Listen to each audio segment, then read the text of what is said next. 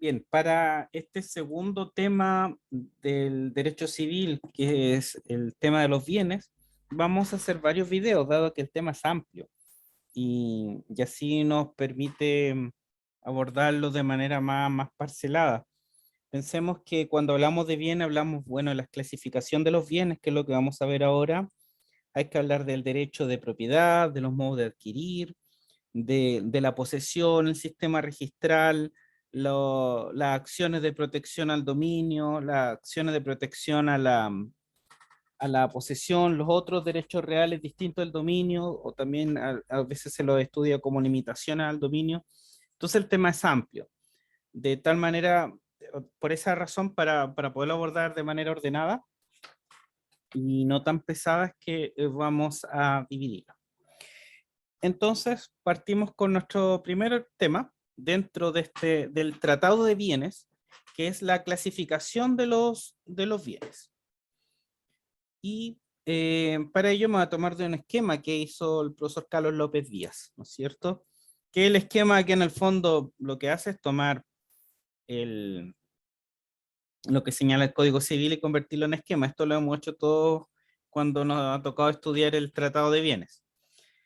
Pero pongo el nombre porque en el fondo copié la imagen y la puse acá. Eh, entonces, cuando hablamos de las cosas, en general, bueno, ustedes habrán escuchado probablemente que hay una diferenciación, más bien doctrinaria, entre cosa y bien, eh, y que el derecho, el Código Civil no se hace mucho cargo de esa diferencia, sino que los trata indistintamente.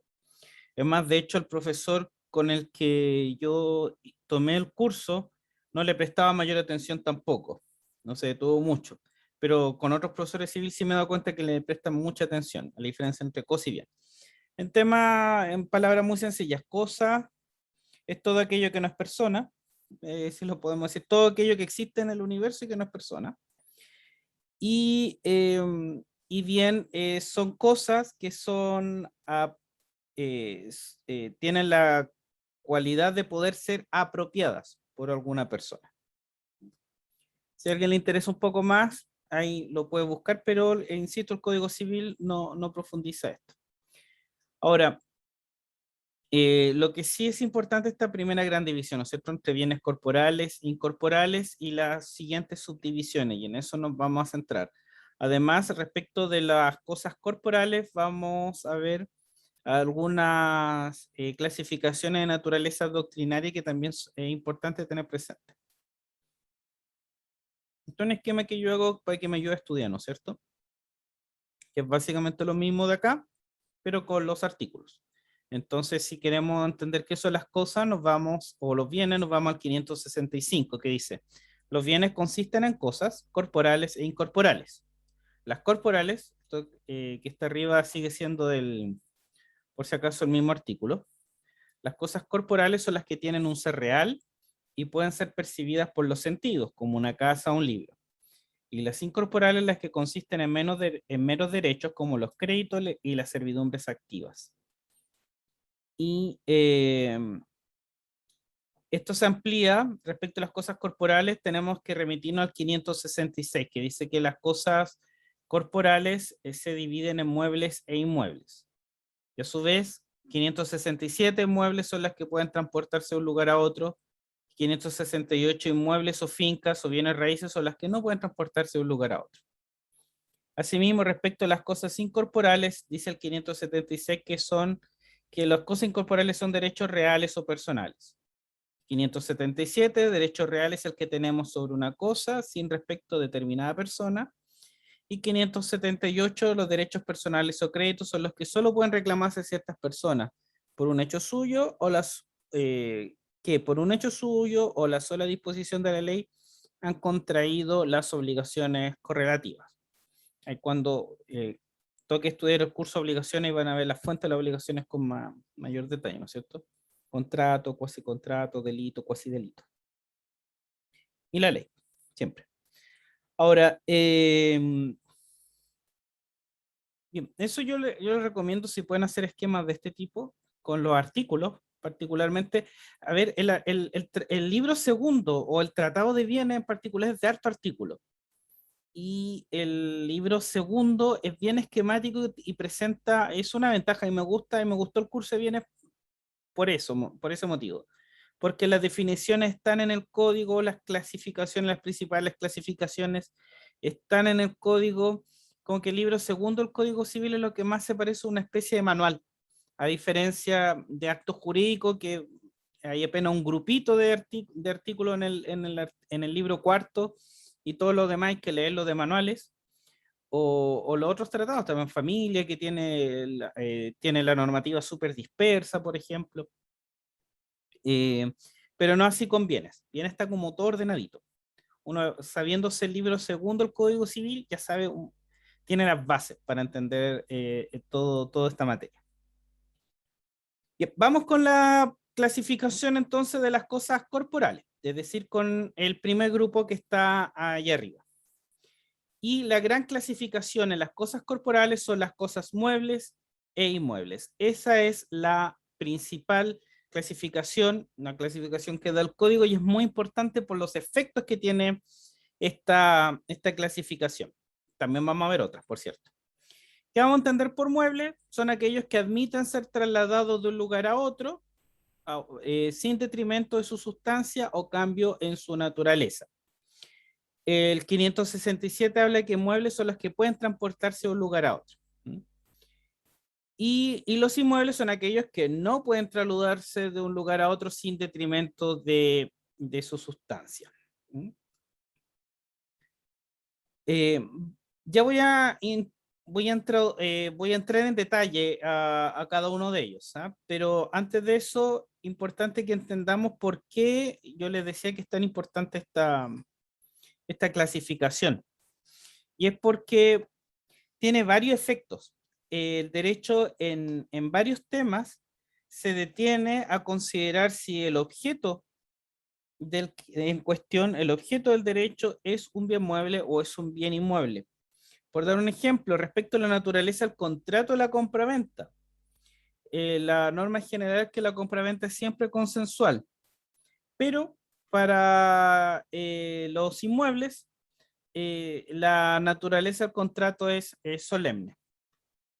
Cuando hablamos de la naturaleza del contrato, por si no le ha tocado estudiarlo, estamos hablando de si es una clasificación que está en el mismo código, que cómo surge el contrato, cómo se perfecciona el contrato. El contrato puede ser consensual, solemne o real. Son las tres formas en que un contrato nace a la vida. Eso en el 1443. Entonces, no, un contrato o es consensual o es solemne o es real. No, se excluyen mutuamente las tres formas. Bien, el contrato de compra-venta de cosa mueble es consensual y el contrato de compra-venta de cosa inmueble es solemne. Respecto de la tradición, es decir, de aquel modo de adquirir mediante el cual el dominio de una cosa pasa, pasa a ser de otra persona, de una persona pasa a ser a otra persona. En el caso de la tradición se efectúa por la entrega material o simbólica de las cosas mediante los medios que señala la ley, es decir, mediante la entrega real o simbólica mostrando la llave, dice incluso el artículo. Ahora, en el caso de la tradición de bien inmueble, este siempre es por inscripción del título en el conservador de bienes raíces. Sin eso no hay tradición. Respecto al plazo de la prescripción adquisitiva ordinaria, en el caso de los muebles es de 2 años y en el de los inmuebles es de 5. El de los extraordinarios siempre es 10 y no importa si es mueble o inmueble, por eso es la ordinaria la que no importa. En el caso de la acción rescisoria por lesión enorme, es decir, en aquellas situaciones en donde la compraventa o la permuta se hizo por un valor o el doble del valor real o menos de la mitad del valor real, afectando según corresponda o al comprador o al vendedor, cuando se realiza esta acción rescisoria, solamente cabe en el caso de los bienes inmuebles, en el caso, como les decía, de compraventa o permuta. En los bienes muebles no hay, no cabe acción por lesión enorme. En materia de sociedad conyugal, hay, hay algo que se llaman los haberes de la sociedad, ¿ya? Hay un haber que es de los propios, de cada uno de los cónyuges, y hay un haber que es común. En el caso de la sociedad conyugal, los muebles ingresan al haber relativo de la sociedad, y en el caso de los inmuebles, estos permanecen en el haber propio de cada uno de los aportantes, de cada uno de los cónyuges. En materia de caución, ¿no es cierto?, o garantía, la caución propia para los muebles es la prenda, y la caución propia para los inmuebles es la hipoteca. Y en el caso, por ejemplo, las servidumbres, las servidumbres también solo caben sobre inmuebles, no sobre muebles. Vamos, entremos un poco más en materia respecto de los muebles. Tomando el mismo dibujito de recién, ¿no es cierto? Los bienes muebles se bien en muebles por naturaleza o por anticipación, y los por naturaleza a su vez pueden ser eh, cosas inanimadas o semovientes. Dice el 567, que es lo que ya lo leímos, ¿no es cierto? Cuando hablamos de muebles por naturaleza, nos estamos refiriendo a los muebles básicamente tal cual están definidos en la definición son las que se ajustan perfectamente a la definición de bien mueble, según el 567. Y por eso dice, muebles son las que pueden transportarse de un lugar a otro, sea moviéndose ellas mismas, como los animales, que por eso se llaman semovientes, sea que solo se muevan por la fuerza externa, como las cosas inanimadas. Pero además en el 571 se habla de los llamados bienes muebles por anticipación, que son inmuebles, que en el fondo son inmuebles, que para el efecto de constituir derechos sobre ellos a personas distintas al dueño, se reputan muebles incluso antes de la separación al inmueble al cual adhieren. Vamos a estudiar al tiro, que existe unos bienes inmuebles que se llaman inmuebles por adherencia. Por ejemplo, una manzana al árbol, mientras el árbol está ahí, está enraizado. Es un bien, se le considera inmueble por adherencia. Pero cuando uno establece un derecho, por ejemplo, no sé, yo tengo un árbol. Este ejemplo está súper repetido, pero siempre es bueno aprender ese ejemplo repetido. Tengo un árbol con muchas manzanas, que por la definición del código, esas manzanas son bienes inmuebles, y por tanto, como lo vimos recién, la compraventa debiera ser solemne. Si alguien me quiere comprar las manzanas y decirme, yo le compro todas las manzanas, y llegamos a acuerdo, y me las compra antes de sacarlas, todavía están verdecitas, me dice, en un mes más las vengo a buscar cuando ya estén maduras. Esas manzanas ya se consideran muebles, y por tanto tienen los efectos de las cosas muebles en respecto a la compra, las condiciones de la compra-venta, tradición, prescripción, acciones, cauciones, etcétera. Entonces, eh, eso se llaman los bienes muebles por anticipación. Por ahí dice, los productos de los inmuebles. ¿Cuáles son los productos de los inmuebles? Por ejemplo, ya la manzana, que es producto de un árbol es un inmueble. Y las cosas accesorias a ellas, a ellos, como, bueno, esta mismo está el ejemplo, como las hierbas de un campo, la madera, los frutos de los árboles, los animales de un vivar, porque vamos a ver que los animales se consideran inmuebles por destinación. Esa clasificación la vamos a ver al tiro. Se reputan muebles aún antes de su separación, para el efecto de constituir un derecho sobre dichos productos o cosas a otra persona que el dueño.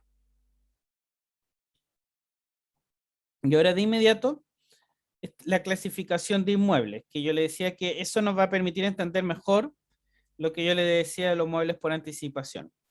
Los inmuebles, según el mismo código, pueden ser por naturaleza, por adherencia o por destinación. Las cosas inmuebles por naturaleza, perdón, son aquellas que, lo mismo que lo decía anteriormente, son las que se ajustan eh, perfectamente a la definición del código, el 568. Son las cosas que no pueden transportarse de un lugar a otro, como las tierras y las minas, y las que adhieren permanentemente a ellas, como los edificios, los árboles. Ya, acá más bien es la primera parte, más bien hay como consenso en que en estricto rigor, el inmueble por naturaleza va a ser la tierra y las minas, porque los árboles eventualmente incluso podrían llegar a desenraizarse, aunque hay o detrimento, pero se pueden convertir, si se venden como leña, se podrían convertir en una especie de mueble por anticipación. ¿Ya? Entonces, ya acá mismo también dice que los edificios y los árboles ocupa el verbo adherir, ¿no es cierto? Entonces, en este caso, eh, también serían por adherencia. En todo caso, el 569 da un poco más de información, cuando dice que las plantas son inmuebles mientras adhieren al suelo por sus raíces, ¿ve? Y eso es lo que yo les decía respecto a la adherencia permanente de los árboles. Eh, a menos que estén en maceta o cajones que puedan transportarse de un lugar a otro. Por supuesto que ellas se convierten en muebles. Ahora, ¿qué es lo importante entender de los de los inmuebles, perdón, por adherencia? Que hay una, tiene dos características. Una es que tiene que estar adherido a un inmueble por naturaleza, por ejemplo, el árbol que está adherido al suelo, o a otro mueble por adherencia, a otro inmueble por adherencia, como el fruto que está adherido al árbol, que está adherido al suelo, ¿ya? Entonces la manzana que está en el árbol es un bien inmueble por adherencia porque está adherido al árbol, pero el árbol a su vez también es un bien inmueble por adherencia porque está adherido al suelo, y el suelo es un inmueble por naturaleza. Eso es lo primero, es decir, la cosa que se reputa inmueble por adherencia tiene que estar a su vez adherido a otro inmueble, sea que este inmueble sea por naturaleza o por adherencia. Y lo segundo es que esta adhesión tiene que ser permanente, ¿no es cierto? Esa es la otra condición.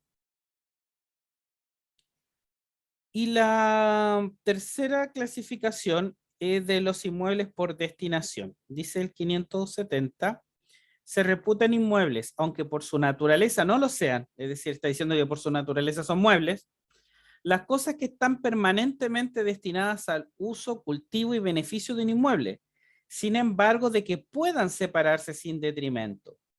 Es decir, que, sin embargo, que sean muebles. Y el 570, que le puse el primer inciso nomás, pero es bastante largo porque da varios ejemplos. Y en este ejemplo incluso hay da ejemplos de adherencia mezclado con destinación. Habla de los losas del pavimento, los tubos de las cañerías, que en estricto rigor son por adherencia. Pero también habla de los utensilios de labranza, minería, los animales destinados al cultivo o beneficios de una finca, los abonos, las prensas, las calderas, las cubas, los alambiques, los toneles. Son todas cosas muebles por naturaleza, pero que se reputan muebles por destinación.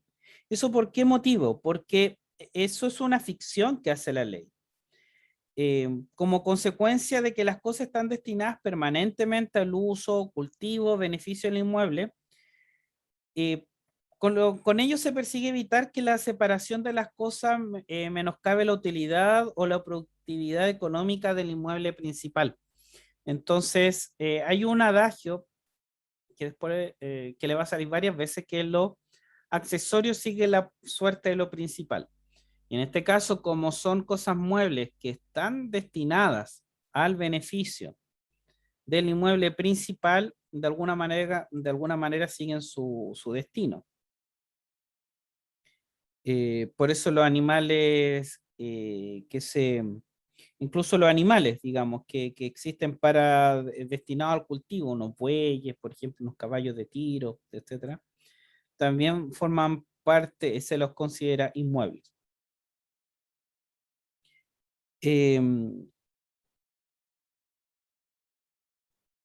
Ahora, el tema es que ¿cuál va a ser la diferencia con los inmuebles por adherencia? Que en los inmuebles por destinación las cosas no pierden su individualidad, sino lo que en el fondo se agregan al inmueble, pero conservando su ser propio. ¿Qué cosa hay que tener presente para bienes por destinación? Que la cosa mueble, en primer lugar, debe estar puesta en el inmueble y debe estar puesta además en interés de ese inmueble, es decir, para el uso, cultivo o beneficio. Y lo segundo es que también necesita cierta permanencia, es decir, tiene que estar destinada de forma permanente a estos fines indicados.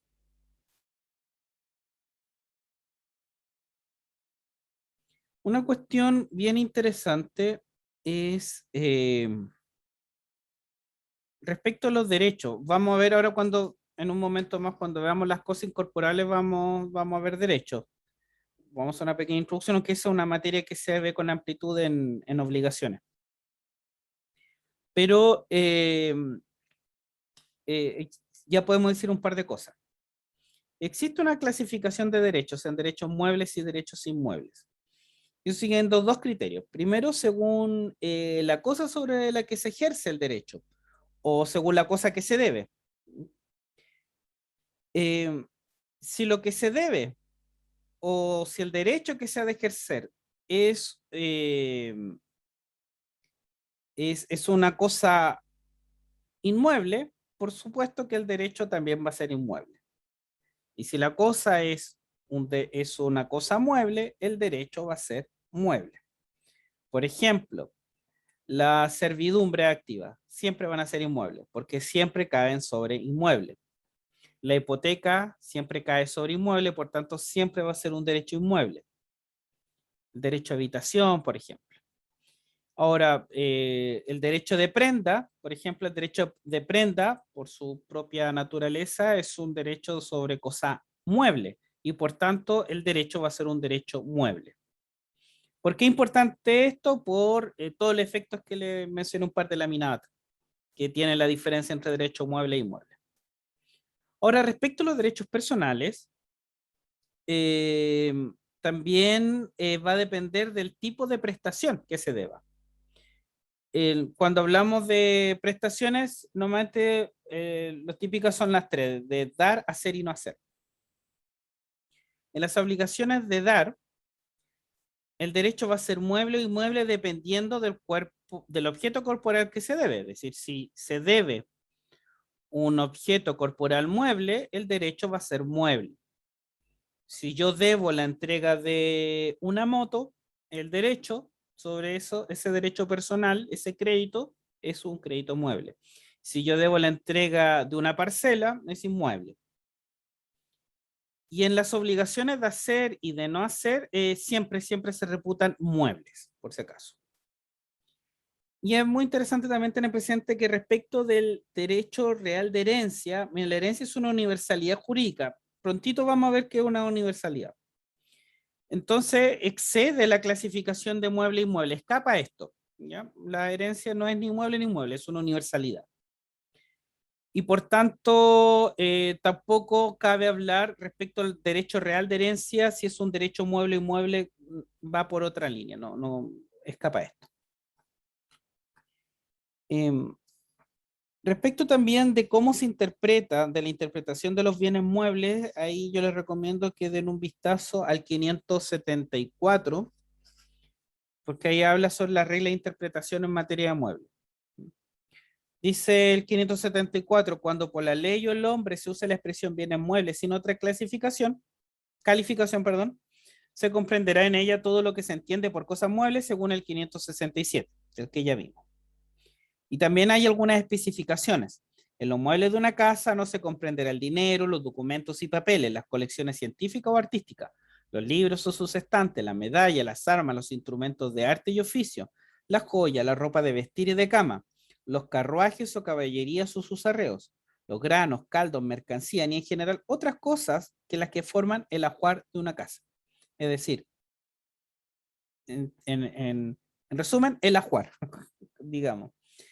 En el 1121 también hay otra norma respecto de qué es lo que es un mueble. Dice si se lega o cómo interpretar qué es un mueble.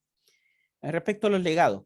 Si se lega una casa con sus muebles y con todo lo que, en ella, lo que se encuentra en ella, no se entenderán comprendidas en el legado las cosas enumeradas en el inciso segundo del 574. ¿Por qué no? Porque acabo de leer que no son muebles.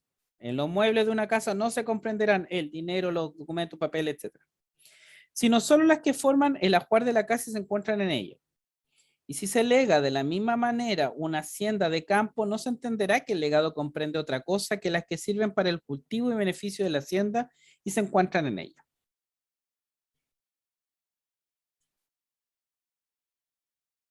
Bien, vamos ahora a la otra clasificación de las cosas corporales. Ya, salimos de la clasificación grande o más importante sobre bienes muebles e inmuebles. Y acá esto es principalmente doctrinario. Vamos a ver que hay, bueno, las consumibles y las fungibles están en el código. Y respecto a las principales y accesorios también hay referencia en el código. Pero aquí van más de la mano de la doctrina. Dice, vamos una a una, respecto a las consumibles y las no consumibles, eso tiene que ver, eso, a ver, una cosa va a ser consumible o no o va a ser no consumible, en la medida de si se destruye o no se destruye con el primer uso. Eso es lo importante, el primer uso. Se entiende que en general las cosas se destruyen con el tiempo, la ropa, se destruyen los autos, la casa también se destruye, entonces con el paso del tiempo. El paso del tiempo deja su huella. Ahora, lo determinante si algo es consumible o no consumible va a ser el primer uso. Por ejemplo, el alimento. Tú cuando usas un alimento, lo haces desaparecer. Para eso lo usas. Ahora, eso en su uso natural, por cierto. ¿Ya? Eh, esta diferencia entre las cosas consumibles y no consumibles, por si acaso, solo tiene aplicación a los bienes muebles. ¿Ah? No sé, de los inmuebles no se comprende. Y el mismo código lo pone dentro de la división de las cosas muebles. Dice, de hecho, él dice el 575, dice, las cosas muebles se vienen fungibles y no fungibles. Al tiro voy a explicar que hay una especie de error en el código. Eh, Eso, bueno, las consumibles hay una destrucción natural cuando se desaparece físicamente la cosa, te comiste la manzana. O la destrucción civil cuando enajenan la cosa. Eso, por ejemplo, funciona con el tema del dinero. Tú tienes un billete, lo ocupas, no sé, te compraste un café y desapareció el billete. Lo usaste y con el primer uso se destruye, pero en destrucción civil, pues no se destruye físicamente ese billete. Y las no consumibles serían las que no se destruyen ni natural ni civilmente en su primer uso. Como le decía, el Código Civil confunde lo consumible con la siguiente clasificación que es fungible. Entonces, a las cosas consumibles, el 575 le dice fungible. Les voy a leer el artículo. Dice, las cosas muebles se dividen en fungibles y no fungibles. A las primeras, es decir, a las fungibles, pertenecen a aquellas que no pueden hacerse el uso conveniente de su naturaleza sin que se destruyan. ¿Ves? La definición de consumible. A las especies monetarias en cuanto perecen para el que las emplea como tales son cosas fungibles. Que le hablaba de la destrucción civil. Ahora, Bueno, ¿y qué son las cosas fungibles y las no fungibles entonces? Ya vimos que lo que dice el código más bien se refiere a las consumibles y no consumibles. Las fungibles son aquellas que tienen idéntico poder liberatorio o de sustitución, es decir, que permiten ser sustituidas por otras. Y las no fungibles es que no presentan dicha capacidad de ser sustituidas o reemplazadas por otras. Esa fungibilidad puede ser objetiva, por ejemplo, en el caso del dinero, que por norma general tiene presenta la máxima fungibilidad. Entonces, a ti te da lo mismo el billete. Si yo te paso 10.000 pesos y después tú me devuelves dos billetes de 5, para mí es lo mismo, ¿no es cierto? No, dos billetes de 5.000 tienen exactamente el mismo poder liberatorio que un billete de 10.000. Pero también se pueden hacer fungibles cosas que objetivamente no lo son. Se habla de una fungibilidad subjetiva.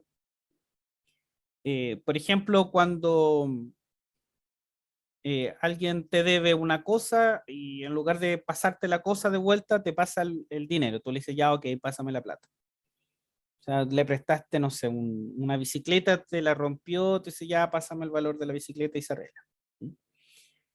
Ahora, eso.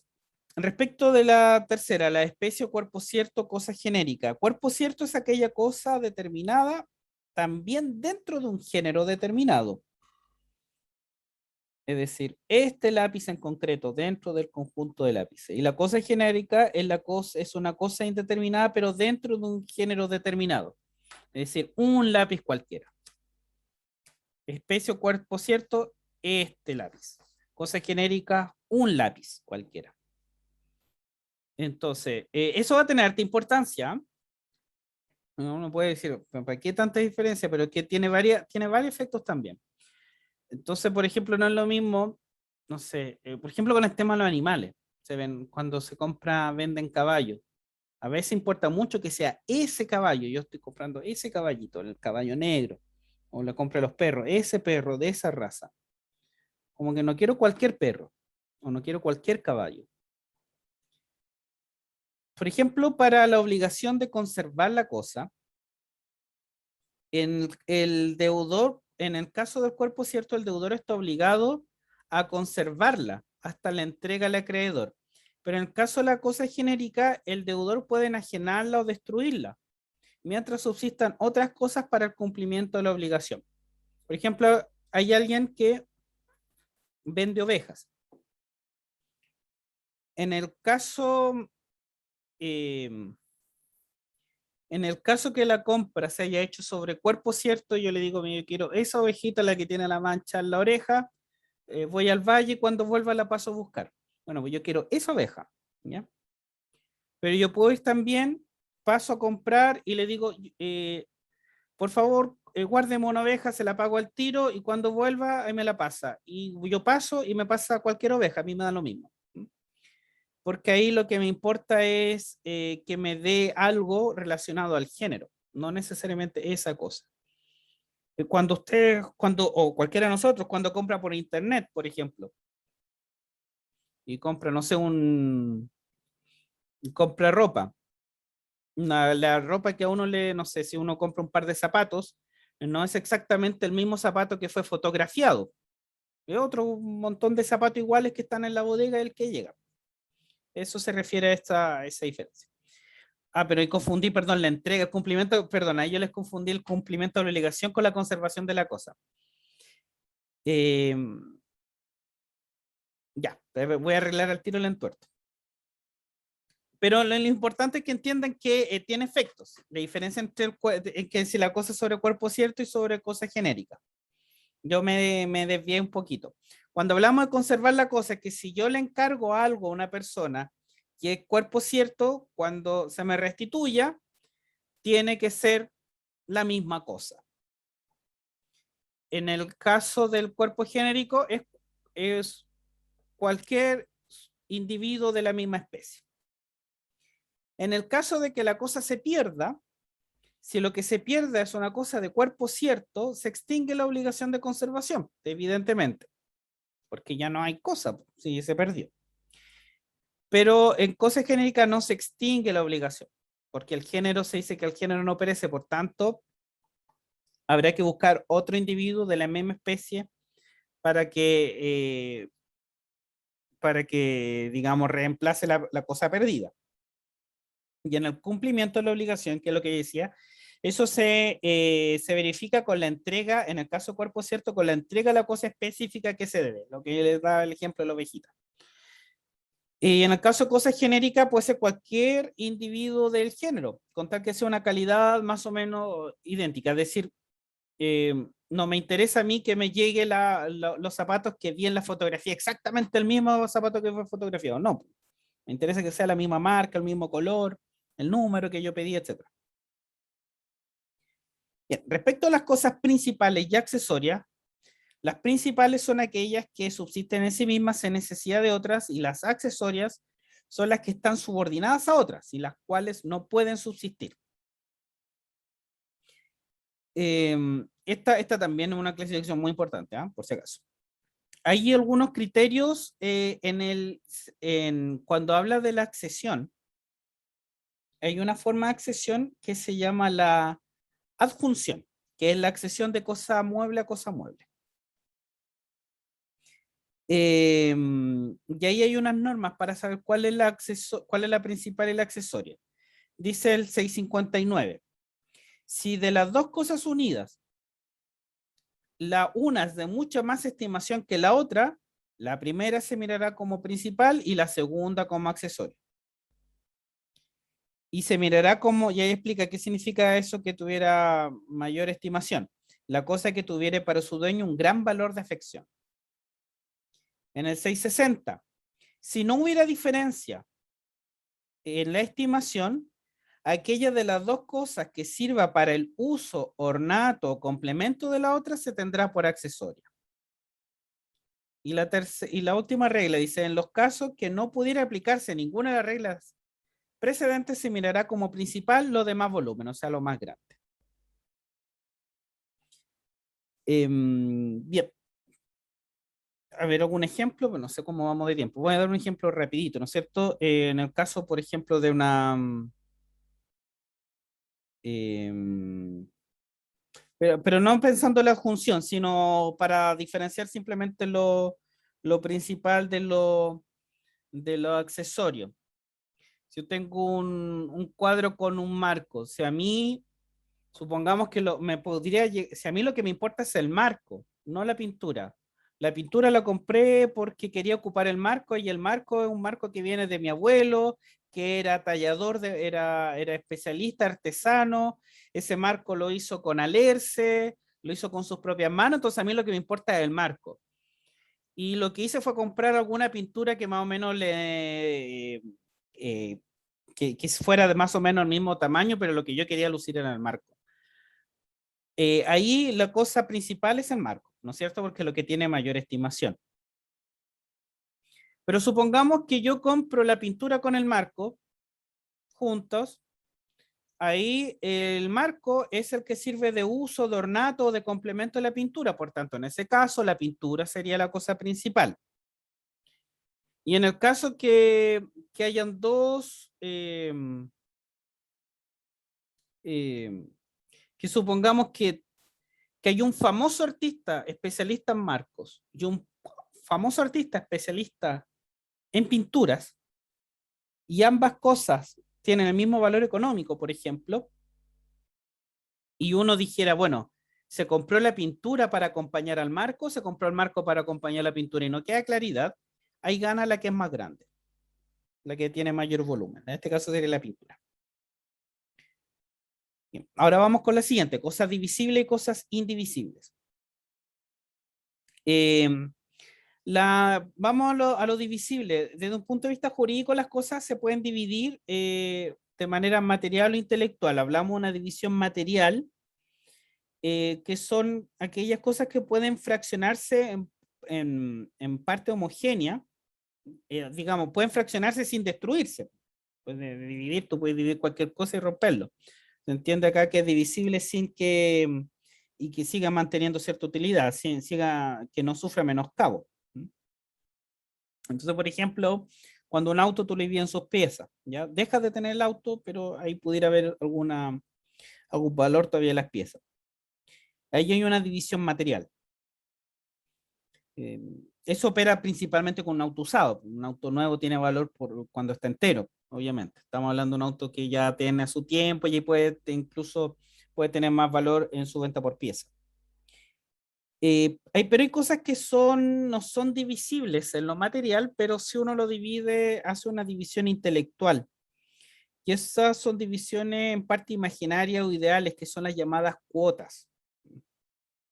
Y eso, el ejemplo típico son los derechos, ¿no es cierto? Cuando dos o tres personas compran una parcela que no puede, que por ley a lo mejor no, por norma no pueden subdividirse, por ser un predio rural no puede subdividirse más. Entonces lo que tiene cada una de las personas una participación, una cuota. O cuando son socios de una empresa, tienen acción, entonces son cada uno parte, o digamos, son socios de una empresa, cada uno tiene una cuota de participación. Eh, digamos, ahí se divide intelectualmente. ¿Mm? Cuando tú eres acreedor y te deben dinero tú fraccionas el pago en cuotas, en tres cuotas. También es otro ejemplo. Es más típico, ¿no es cierto? Y los indivisibles, por último, son aquellas que no se pueden dividir ni por naturaleza ni por ley. Otra división, cosas presentes y futuras. Cosas presentes son las que tienen existencia real al momento de constituirse la relación jurídica que las considera. Es decir, yo te compro las manzanas que están ahí. Tú cosechaste las manzanas y o las paltas, ya va a salir del ejemplo de las manzanas. Tú tienes un palto, las cosechaste y yo te digo, véndeme esas paltas. Pero también las cosas futuras son aquellas que no existen al momento de constituirse la relación jurídica, pero se esperan que tengan un valor posterior. Entonces, no, tú vas a cosechar las paltas en 5 meses más, pero yo ahora te compro, como yo me quiero asegurar de palta, hago un trato contigo, tú lo aceptas, digo, ya te compro las paltas, te compro, no sé, 5 cajones de palta, pero van a ser en 5 meses más, no importa, ya convenimos en el precio, todo, y son cosas futuras porque se esperan que lleguen a existir en algún momento. Eh, Otra diferencia, cosas singulares, cursos universales. Yo algo ya había hablado de las universalidades hace unos minutos atrás. Las cosas singulares son aquellas que constituyen una unidad natural o artificial, que constituye una unidad, sea esa unidad natural o artificial, simple o compleja. Derechos, por ejemplo, las cosas muebles, las cosas. Digamos, todas las cosas que tú puedas enumerar. Pero acá puede ser, eh, digamos, es que incluso podrían ser cosas alguna, eh, digamos, se cruzan con las clasificaciones anteriores, independiente si sean mueble o inmueble, por ejemplo. ¿Mm? Pero las universalidades, perdón, ahí me enredé, me dio un lapso, pero en el fondo, a ver, las cosas singulares son las que tú puedes, no quería decir singularizar, pero son en el fondo eso, ¿ya? Una individualidad. Y las cosas universales son agrupaciones de cosas singulares sin conexión física entre sí, que en su conjunto forman un todo funcional y reciben una denominación común. Y tú tienes que diferenciar entre universalidad de hecho y universalidad de derecho. La universalidad de hechos son conjuntos de bienes que, no obstante permanecer separados entre ellos y conservar su propia individualidad, forman un todo en razón de estar vinculados por su destinación económica.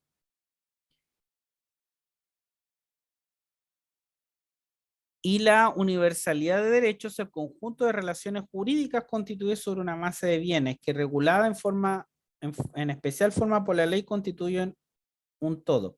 Presenta tanto elementos activos como pasivos. Acá el ejemplo por excelencia es el patrimonio, en todo caso. Y por último, para terminar esta parte, porque nos faltan los incorporales, las cosas pueden ser comerciables o incomerciables. ¿Mm? Cosas comerciables son aquellas que pueden ser objeto, bueno, acá hemos mezclado, como hemos hablado de derecho, hemos mezclado cosas corporales con incorporales también en todo caso.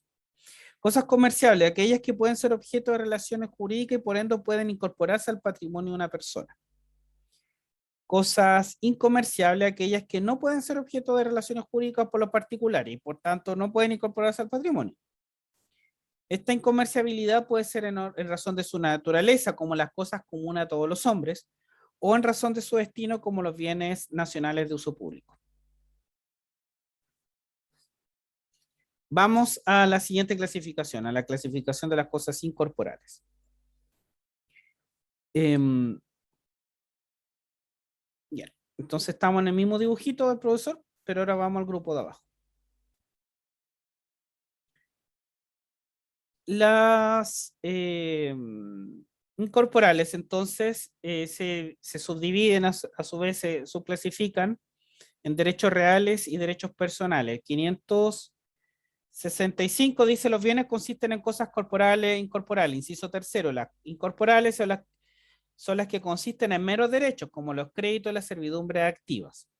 Ya, entonces, los créditos hacen referencia a a los llamados derechos personales y servidumbre activa a los llamados derechos reales. Un ejemplo, en todo caso, no es que estén identificados ahí servidumbre activa con derecho real, sino que de un ejemplo de cada grupo. El derecho real está en el 577, ¿no es cierto? Eh, es el que tenemos sobre una cosa sin respecto a determinada persona. Son derechos reales el de dominio, el de herencia, los de usufructo, uso o habitación, los de servidumbre activa, el de prenda y el de hipoteca. De estos derechos nacen acciones reales. Ya miren, acá hay varias cosas que hay que decir. Primero, en la primera parte, el que tenemos sobre una cosa sin respecto a determinada persona. Es decir, que es un derecho que se tiene en vista de las cosas, no de las personas, como uno dice en el fondo. Yo tengo un derecho,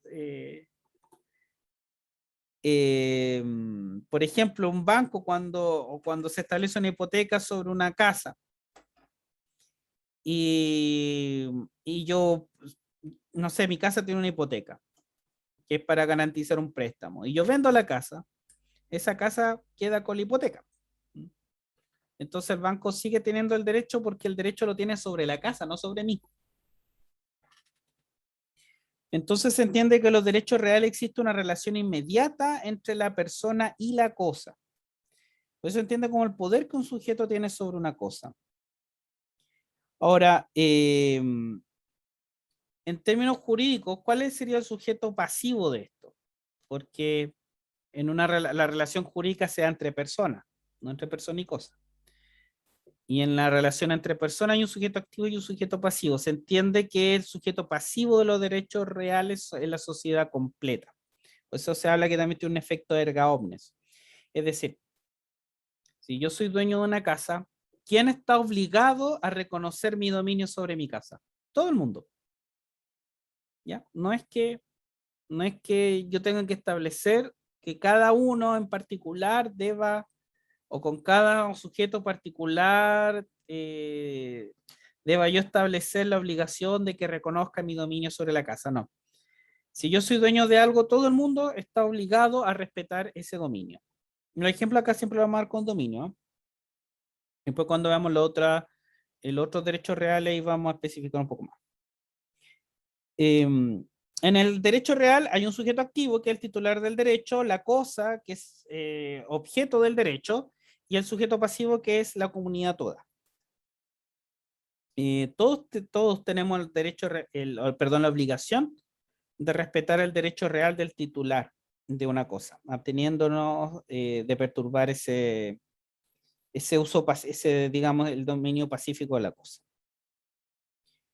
Eh, los derechos reales se pueden clasificar a su vez, una clasificación doctrinaria también entre derechos reales de goce, que son los que permiten utilizar la cosa como el dominio, uso, el derecho de dominio de uso, pero también hay derechos reales de garantía que permiten la utilización indirecta de la cosa para obtener el producto de una prestación incumplida. Acá la hipoteca y la prenda. Hipoteca si es sobre bien inmueble y prenda si es sobre bien mueble. Y eso respecto al primer punto. Respecto al segundo punto, donde dice son derechos reales, el de dominio, el de herencia, ya acá hay un listado. Estos no son todos los derechos reales por si acaso, pero ¿qué es lo importante acá? Que como tiene un contenido absoluto y directo en las cosas, en los derechos reales siempre se establecen por ley. No existe la posibilidad de que los particulares creen derechos reales. Siempre es creación del legislador. Entonces, por eso es la importancia de esta segunda parte ahí. Entonces, son derechos reales, el de dominio, el de herencia, los de usufructo, uso, habitación, los de servidumbre activa, el de prenda y el de hipoteca. Eh, También está el derecho de uso de agua, ¿ya? Que está el derecho de conservación medioambiental. Existen otros derechos que no están acá enumerados. Pero siempre, a ver, que sean producto de la ley no significa que sean producto del Código Civil, ¿ya? Puede ser por cualquier ley, ¿ya? Pero siempre tiene que ser por ley.